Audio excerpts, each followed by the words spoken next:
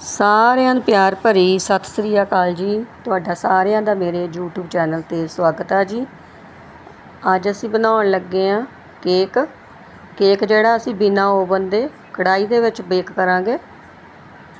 ਇੱਥੇ ਅਸੀਂ 2 ਕੇਲੇ ਲਏ ਸੀ, ਉਹਨਾਂ ਨੂੰ ਅਸੀਂ ਗ੍ਰਾਈਂਡ ਕਰ ਲਿਆ। ਇੱਥੇ ਉਹਦੇ ਵਿੱਚ ਅਸੀਂ 1 ਕੌਲੀ ਜਿਹੜੀ ਆ ਉਹਨੂੰ ਮੈਦੇ ਦੀ ਐਡ ਕਰ ਦਿੱਤਾ।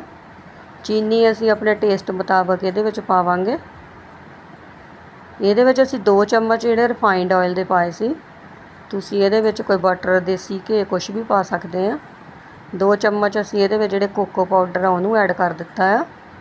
ਹੁਣ ਚੰਗੀ ਤਰ੍ਹਾਂ ਦੇ ਨਾਲ ਅਸੀਂ ਇਹਨੂੰ ਮਿਕਸ ਕਰ ਲਾਂਗੇ।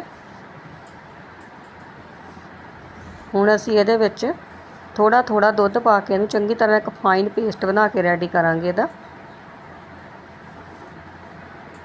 ਇੱਥੇ ਦੇਖੋ ਸਾਡਾ ਜਿਹੜਾ ਇੰਨੀ ਥਿਕਨੈਸ ਚਾਹੀਦੀ ਆ ਸਾਨੂੰ ਇਹਦੀ। ਹੁਣ ਅਸੀਂ ਆਪਣੇ ਬੈਟਰ ਦੇ ਵਿੱਚ ਜਿਹੜਾ 1 ਚਮਚ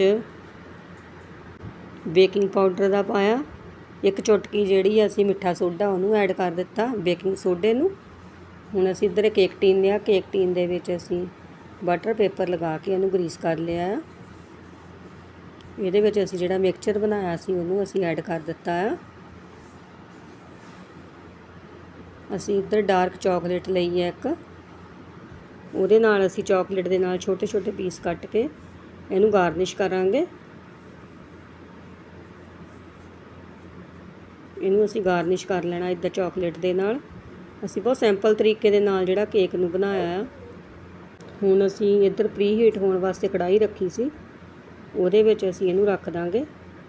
ਕੇਕ ਸਾਡਾ ਜਿਹੜਾ ਬਣ ਕੇ ਬਣ ਕੇ ਰੈਡੀ ਆ। ਅਸੀਂ ਇਹਦੇ ਵਿੱਚ ਟੁੱਥਪਿਕ ਜਿਹੜੀ ਉਹਨੂੰ ਪਾ ਕੇ ਦੇਖਿਆ ਸੀਗਾ।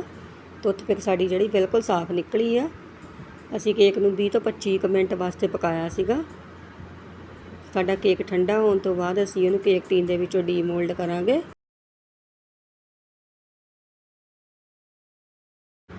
ਕੇਕ ਸਾਡਾ ਬਿਲਕੁਲ ਬਣ ਕੇ ਬਹੁਤ ਵਧੀਆ ਰੈਡੀ ਹੋਇਆ ਸੀ, ਬਹੁਤ ਖਾਣ ਦੇ ਵਿੱਚ ਸਵਾਦ ਸੀਗਾ ਇਹ। ਹੁਣ ਅਸੀਂ ਇਹਦੇ ਉੱਪਰੋਂ ਬਟਰ ਪੇਪਰ ਜਿਹੜਾ ਲਾਇਆ ਉਹਨੂੰ ਉਤਾਰ ਦੇਵਾਂਗੇ। ਦੇਖੋ ਬਟਰ ਪੇਪਰ ਜਿਹੜਾ ਆ ਬਿਲਕੁਲ ਸਾਫ਼ ਹੋਆ। ਸਾਡਾ ਕੇਕ ਜਿਹੜਾ ਆ ਬਿਲਕੁਲ ਵੀ ਥੱਲਿਓਂ ਜਲਿਆ ਨਹੀਂ ਹੈਗਾ।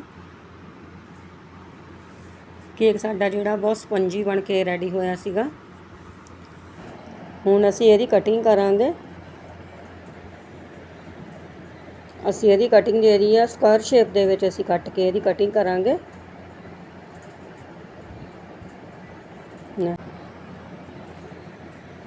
ਸਕੁਆਇਰ ਸ਼ੇਪ ਦੇ ਵਿੱਚ ਅਸੀਂ ਜਿਹੜਾ ਕੇਕ ਆ ਇਹਦੀ ਕਟਿੰਗ ਕਰ ਲਈ ਹੈ। ਇੱਥੇ ਕੇਕ ਸਾਡਾ ਜਿਹੜਾ ਬਹੁਤ ਵਧੀਆ ਬਣ ਕੇ ਰੈਡੀ ਹੋਇਆ ਸੀਗਾ, ਬਹੁਤ ਖਾਣ ਦੇ ਵਿੱਚ ਸਵਾਦ ਸੀਗਾ। ਤੁਸੀਂ ਵੀ ਮੇਰੇ ਇਸ ਤਰੀਕੇ ਦੇ ਨਾਲ ਜਿਹੜਾ ਕੇਕ ਨੂੰ ਬਣਾਇਓ ਤੇ ਖਾਇਓ। ਬੱਚਿਆਂ ਨੂੰ ਇਸ ਤਰੀਕੇ ਦੇ ਨਾਲ ਅਸੀਂ ਵਧੀਆ ਕੇਕ ਬਣਾ ਕੇ ਘਰ ਦੇ ਵਿੱਚ ਹੀ ਰੈਡੀ ਕਰਕੇ ਦੇ ਸਕਦੇ ਹਾਂ। ਸਾਡੇ ਕੇਕ ਦੇ ਵਿੱਚ ਦੇਖੋ ਕਿੰਨਾ ਵਧੀਆ ਸਪੰਜ ਆਇਆ ਸੀ, ਬਹੁਤ ਜ਼ਿਆਦਾ ਸੌਫਟ ਜਿਹੜਾ ਕੇਕ ਬਣ ਕੇ ਰੈਡੀ ਹੋਇਆ ਸੀਗਾ। ਤੁਸੀਂ ਵੀ ਮੇਰੇ ਇਸ ਤਰੀਕੇ ਦੇ ਨਾਲ ਕੇਕ ਨੂੰ ਬਣਾਇਓ ਤਾਂ ਖਾਇਓ। ਚੈਨਲ 'ਤੇ ਪਹਿਲੀ ਵਾਰੀ ਆਏ ਤਾਂ ਚੈਨਲ ਨੂੰ ਸਬਸਕ੍ਰਾਈਬ ਜ਼ਰੂਰ ਕਰਿਓ। ਲਾਈਕ, ਸ਼ੇਅਰ, ਕਮੈਂਟ ਜ਼ਰੂਰ ਕਰਿਓ। ਧੰਨਵਾਦ ਜੀ।